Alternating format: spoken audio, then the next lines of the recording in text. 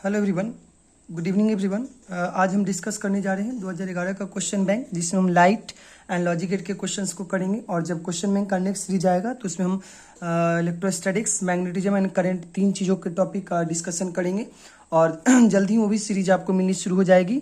चलिए शुरू करते हैं 2011 का क्वेश्चन बैंक, और जिसमें देखते हैं लाइट से रिलेटेड क्वेश्चन। सबसे पहले क्वेश्चन नंबर 1 है, a path length T in a glass plate of refractive index n is equivalent to the path length in vacuum।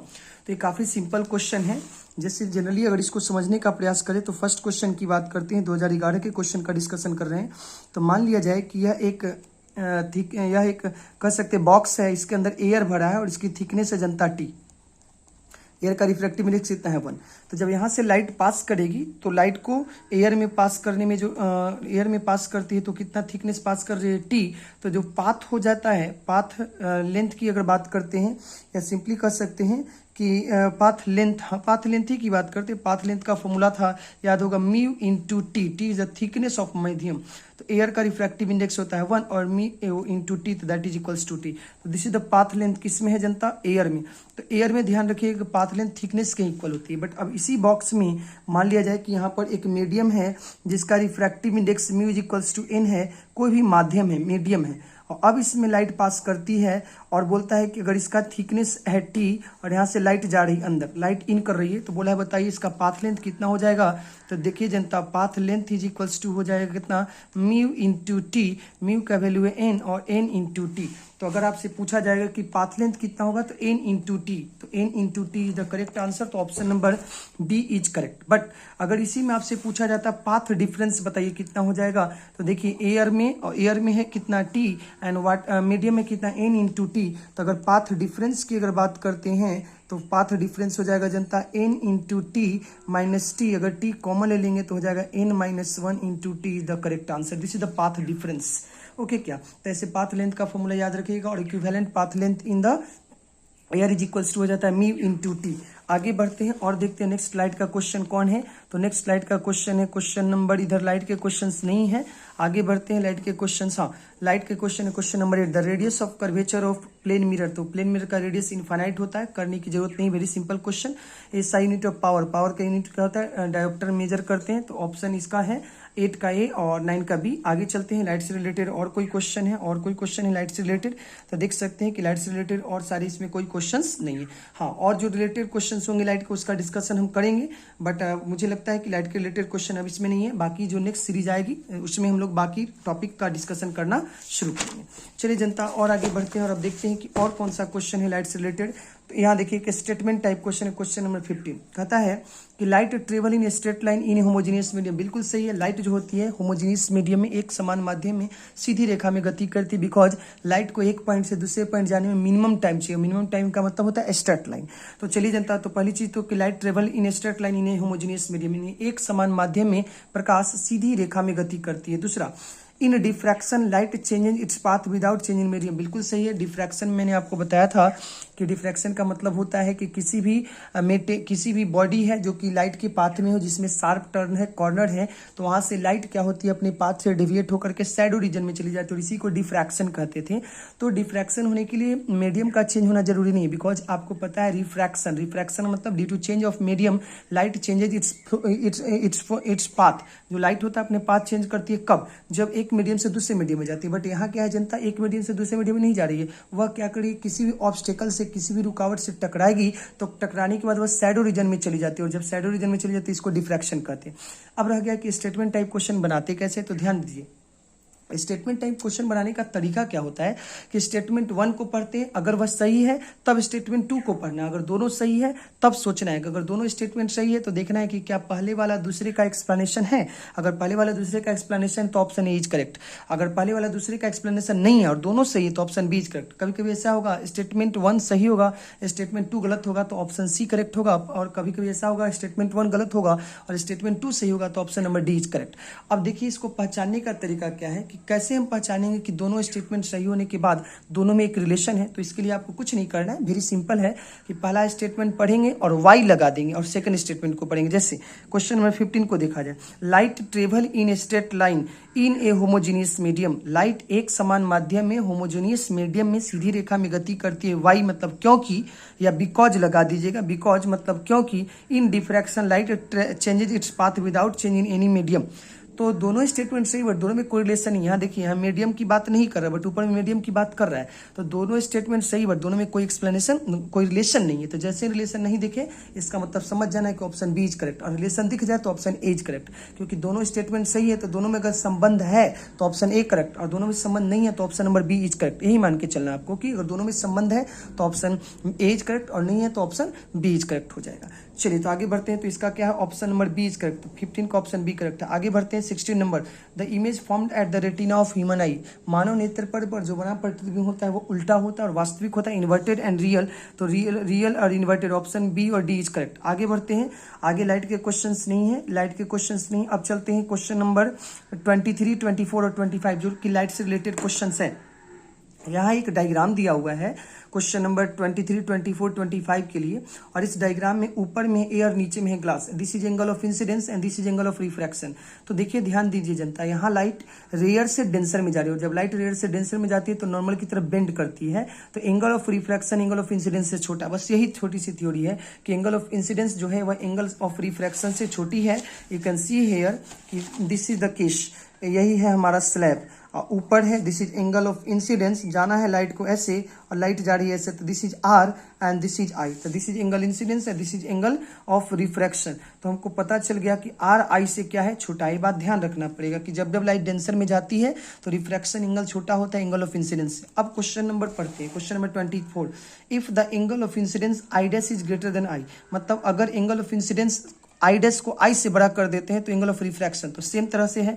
आई था तो आई डैश से छोटा था, सॉरी आई था तो रिफ्लेक्टेड एंगल आई से छोटा था, आई डैश है तो रिफ्लेक्टेड एंगल आई डैश से छोटा होगा। तो ऑप्शन नंबर कौन सा करेक्ट हो जाएगा? सी इज करेक्ट, कोई दिक्कत। दिस इज आई, आर तो आर आई से छोटा है, आई के जगह क्या आ चुका है? आई डैश, तो आर के जगह क्या हो जाएगा जनता? R dash. तो आर डैश होगा जो कि आई डैश से क्या हो जाएगा? छोटा हो जाएगा। यही ध्यान रखना है कि angle of incidence angle of refraction छोटी होनी चाहिए। Next, if the angle of incidence i dash is greater then 2i। Angle of incidence जो है आई डैश वह 2i से बड़ा है, इससे बड़ा कर देते। एंगल ऑफ इंसिडेंस को बढ़ाएंगे, एंगल ऑफ रिफ्रैक्शन बढ़ेगा, बिल्कुल सही, बट एंगल ऑफ रिफ्रैक्शन जो है वह एंगल ऑफ इंसिडेंस से छोटा होना चाहिए। तो जब आई डैश 2i हो जाता है तो आर का वैल्यू 2i से छोटा होना चाहिए, r should be less than 2i। तो option number C is correct. तो यहाँ भी सी, यहाँ भी सी।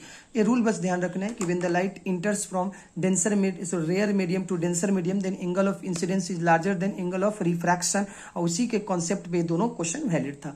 अब चलते हैं आगे। देखिए, ऊपर है एयर, नीचे है ग्लास। नेक्स्ट क्वेश्चन पूछा है, for what value of angle of incidence total internal reflection takes place. तो आपको पता है कि एयर और ग्लास इंटरफेस पे, और ग्लास के लिए जो क्रिटिकल एंगल कितना होता है, ग्रेफाइट के लिए और डायमंड के लिए 24 था, पुनः उसी तरह से ग्लास के लिए, वाटर के लिए 42 था, ग्लास के लिए 48 डिग्री होता है। तो आपसे पूछा है कि for what value of angle of incidence the total internal reflection T I R takes place, तो कितने डिग्री पर होता है? 48 डिग्री। ये चीज़ें आपको याद होनी चाहिए, तो ऐसे याद भी कर लीजिएगा। ग्रेफाइट सॉरी डायमंड के लिए 24, वाटर के लिए 42, और ग्लास के लिए कितना जनता? तो ग्लास के लिए आपको ध्यान रखना है 48 डिग्री सेल्सियस। ओके, क्या सॉरी 48 डिग्री सेल्सियस बोल रहा हूँ, 48 डिग्री की बात करते हैं, 48 डिग्री। तो ग्लास का 48 डिग्री याद कर रखिएगा। Critical angle for the glass is 48 degree. चलते हैं नेक्स्ट, आगे बढ़ते हैं। अब हम चलते हैं जरा सा 2 मार्क्स क्वेश्चन की तरफ। Evaluate the angle of refraction if the light rays fall on a glass plate at the polarization angle, और म्यू का वैल्यू दिया हुआ है। तो क्वेश्चन सिंपल है, 2 मार्क्स में क्वेश्चन पूछा है, जरा समझिए। तो क्वेश्चन नंबर 1 है शॉर्ट का। देखिए, मैंने आपको ये चीजें बता रखी है। This is angle of incidence, this is reflected light, this is incident light, और this is refracted light. Light को जाना था ऐसे, दिस इज रिफ्रैक्टेड लाइट। तो polarization angle, this is angle of polarization I P. तो angle of incidence जितना होता है उतना ही एंगल ऑफ रिफ्लेक्शन होता है, जितना एंगल ऑफ इंसिडेंस उतना ही एंगल ऑफ रिफ्लेक्शन। और देखिए, रिफ्लेक्टेड एंगल और refracted, this is called refracted. तो refracted ray, reflected and incident, इन दोनों के बीच का एंगल कितना डिग्री है? 90 डिग्री है। This is angle 90 degree. अब हमें क्या समझ में आ रहा है कि मैंने आपको बताया था कि पोलराइजेशन के समय में क्या होता है कि जो इंसिडेंट लाइट होती है, जो रिफ्लेक्टेड लाइट 100% पोलराइज हो जाना चाहिए, यानी 100% प्लेन पोलराइज लाइट, ये जो लाइट होता है ये 100% प्लेन पोलराइज हो जाता है, तब इस एंगल ऑफ इंसिडेंस का स्पेशल नाम होता है, that is called angle of polarization. इसी को पोलराइजेशन एंगल के नाम से जानते हैं। ब्रेविस्टर एंगल की बात यही हमने किया था, ब्रेविस्टर लॉ की बात किया था कि tan IP equals to mu. अब चलते हैं कि ठीक है sir, this is incident light, this is reflected light. जब रिफ्लेक्टेड लाइट 100% पोलराइज हो जाता है तो रिफ्लेक्टेड लाइट और रिफ्लेक्टेड लाइट के बीच का टोटल एंगल कितना डिग्री होता है? 90 डिग्री होता है। और this is angle of refraction. अब देखो एक सीधी रेखा है और स्ट्रेट लाइन पे टोटल कितना 180 डिग्री, तो IP plus 90 plus R is equals to कितना डिग्री? 180 डिग्री। और यहाँ से जनता अगर IP प्लस R निकालोगे तो 90 उधर जाएगा तो 90 बचेगा, हमें R निकालना है तो हो जाएगा 90 माइनस IP। अब कहीं से हमको एंगल ऑफ पोलराइजेशन निकालना है कि पोलराइजेशन एंगल कैसे निकलेगा। तो देखिए अब लिखेंगे by the help of Brewster law. याद है ब्रेविस्टर लॉ क्या कहती थी? ब्रेविस्टर्स लॉ कहती थी जनता कि tan IP ध्रुवन कोण polarization angle tan IP is equals to, यहाँ से लिखेंगे tan IP, और ग्लास का रिफ्रैक्टिव इंडेक्स क्वेश्चन में दे रखा है 3/2। यहाँ से जनता अगर IP निकालिएगा तो हो जाएगा tan inverse 3/2। This is tan inverse 3/2। IP मालूम है, इस IP को यहाँ रख दीजिए तो R का आंसर आ गया 90 minus tan inverse 3/2 is the correct answer. यही आपसे पूछा गया है कि व्हाट इज द एंगल, ठीक है, R equals to 90 minus tan inverse 3/2। और आपसे पूछा गया है कि बताइए रिफ्रैक्शन एंगल कितना होगा जब लाइट पोलराइजेशन एंगल पर इंसिडेंस होती है। तो this is the correct explanation, this is the answer. 2 marks का क्वेश्चन था, चीजें को अच्छे से देख लीजिएगा। आगे बढ़ते हैं, लाइट के क्वेश्चंस इधर कोई है? लेजर से नो नो नो। आगे बढ़ते हैं, लेजर, कुछ बच्चे परेशान है लेजर नहीं पढ़ाए, घबरा नहीं, मॉडर्न के करीब में हम लेजर आपको समझाएंगे, पढ़ाएंगे भी, ठीक है। अब आगे बढ़ते हैं, चूंकि वहाँ इमिशन के बारे में जानना है तो इमिशन क्या होता है सब मॉडर्न में पढ़ना है। आगे बढ़ते हैं, और लाइट के रिलेटेड क्वेश्चंस नहीं है। चलते हैं question number 7। Identify the given gate and write its truth table. तो कौन सी गेट दिख रही है? नॉट गेट, इसका ट्रूथ टेबल भी लिख लीजिएगा। y equals to a dash या a बार कहते थे, एंड उसका ट्रूथ टेबल एक इनपुट है। तो आप जानते हैं 2 इनपुट बना करके 2 बॉक्स बना करके और आप चीज़ों को करते थे, काफ़ी सिंपल है। ट्रूथ टेबल भी इसको आप लिख सकते हैं। आगे बढ़ते हैं, लाइट के क्वेश्चंस नहीं है, लाइट के क्वेश्चंस नहीं है। अच्छा ये सब देखो कैपेसिटर के, तो कैपेसिटर आप पढ़ लिए तो चीज़ें बना भी सकते हैं, अदरवाइज इसका एक्सप्लेनेशन हम तुरंत लेके आएंगे इलेक्ट्रोस्टेट का और करंट का, और हो सकता है तो मैग्नेटिज्म भी साथ में चलिए आए। चलिए इस तरह से हमारा सीबैक इफेक्ट, थॉमसन, ये सब मैंने आपको पढ़ा रखा है। इसलिए हम कह रहे हैं कि जितनी चीजें पढ़ाई गई सब का सब क्वेश्चन बैंक बनाने के लायक आप हो चुके हो, सब का सब क्वेश्चन बनेगा। नेक्स्ट आगे बढ़ते हैं, इधर चलते हैं कंस्ट्रक्शन वर्क, वान डी ग्राफ जनरेटर। आज ही जस्ट के वीडियो में आपको वान डी ग्राफ जनरेटर 5 मार्क्स में आता है एग्जाम में। तो ये सब अभी लाइट के क्वेश्चन नहीं है, लाइट के क्वेश्चन नहीं। हाँ चलिए यहाँ पे लाइट के क्वेश्चन है, देखिए एक्सप्लेन हाइजेंस वेव थ्योरी और explain establish the law of reflection और रिफ्रैक्शन। एक क्वेश्चन वेरी पॉपुलर है जिसको आने का चांस काफी ज्यादा है कि वेव नेचर ऑफ लाइट की हेल्प से रिफ्लेक्शन और रिफ्रैक्शन को प्रूव कीजिए। वेरी इंपॉर्टेंट क्वेश्चन है, प्रैक्टिस कर लीजिएगा। क्लास नोट्स में भी है, क्लास में भी करा दिया गया, साथ ही साथ टेस्ट सीरीज में एक क्वेश्चन आपने लिख रखा है। नीचे एक न्यूमेरिकल है, ये न्यूमेरिकल का डाटा थोड़ा सा मिसप्रिंट है, फिर भी इस न्यूमेरिकल को बनाने का एक सिंपल सा तरीका आपको बता देते हैं। इसमें पूछा है कि एक कंपाउंड माइक्रोस्कोप है जिसका फोकस लेंथ ऑब्जेक्टिव का दिया हुआ है 2 सेंटीमीटर, आईपीस का 6.25 सेंटीमीटर और दोनों लेंस के बीच का डिस्टेंस है 15 centimetre. Locate the position and placement of the object in front of objective so that the final image by the compound microscope is at the पहला है at least distance of distinct vision 25 centimetre और infinity होता है और magnification बताना है। तो देखते हैं क्वेश्चन हम थोड़ा सा टाइमिंग इश्यू के कारण अच्छे से आपको नहीं एक्सप्लेन कर पाए थे। एक बार और एक क्वेश्चन कभी आया था, इसमें कुछ नहीं करना है। देखिए मैग्निफिकेशन का फॉर्मूला मैंने आपको बताया है V/U × 1 + D/Fe, आप याद करते हो, एक कंपाउंड माइक्रोस्कोप के केस में था। एक और फॉर्मूला होता है कितना L/F0 × 1 + D/Fe। आपसे पूछा है कि बताइए मैग्निफिकेशन पावर कितना होगा जनता। तो देखिए M = L/F0 × 1 + D/Fe है। अब फर्स्ट केस लेंगे, इफ फाइनल इमेज कितना बनता है D पर यानी 25 सेंटीमीटर पर, तो फॉर्मूला लगाएंगे कितना M = L/F0 × 1 + D/Fe। और दूसरा केस लेंगे कि इफ जो फाइनल इमेज है वह कितने पर बनती है, तो फाइनल इमेज बनती है at the infinity, at infinity पे बनता है फाइनली में अगर इन्फिनिटी पे बनेगा तो मैग्निफिकेशन का फॉर्मूला हो जाता है एल बटा एफ नॉट इंटू 1 हट जाता है और डी वाई एफ ई। अब सवाल है कि क्या एल दिया हुआ है, तो अवश्य एल दिया हुआ है। देखिए इस तरह का क्वेश्चन है, इसका है 2 सेंटीमीटर, इसका फोकल लेंथ है 6.25 सेंटीमीटर, यानी कि एफ ई दिया हुआ है, this is F E, this is F not, और दोनों के बीच का दूरी भी है 15 सेंटीमीटर। यहाँ एल रख लीजिएगा, एफ नॉट रख लीजिएगा, डी के जगह 25 सेंटीमीटर, दोनों का आंसर आपका निकल जाएगा। तो चलिए यहीं तक चीज़ों को रखेंगे और नेक्स्ट ईयर का क्वेश्चन बैंक हम नेक्स्ट वीडियो के साथ लेकर के आएंगे। अब मेरे पास मात्र 10 का और 9 का 2 साल का क्वेश्चन बैंक बचा हुआ है।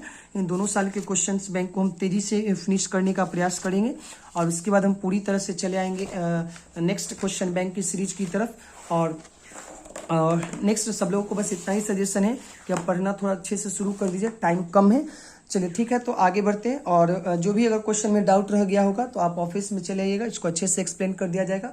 और एक चीज़ और है, कभी कभी नेटवर्क इश्यू के कारण या कुछ प्रॉब्लम के कारण कभी कोई वीडियो एट रैंडम खत्म हो जाती है, तो इसका मतलब ये मत समझिएगा कि क्वेश्चन छूट गया है।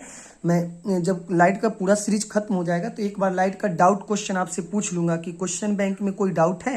अगर क्वेश्चन बैंक में कोई भी क्वेश्चन में आपको डाउट रह गया होगा तो उसे एक 10 से 5 मिनट का वीडियो बना करके सारे डाउट को फिनिश कर दिया जाएगा। चलिए ठीक है, thank you everyone, bye everyone, मिलते हैं नेक्स्ट वीडियो के साथ, बाय बाय।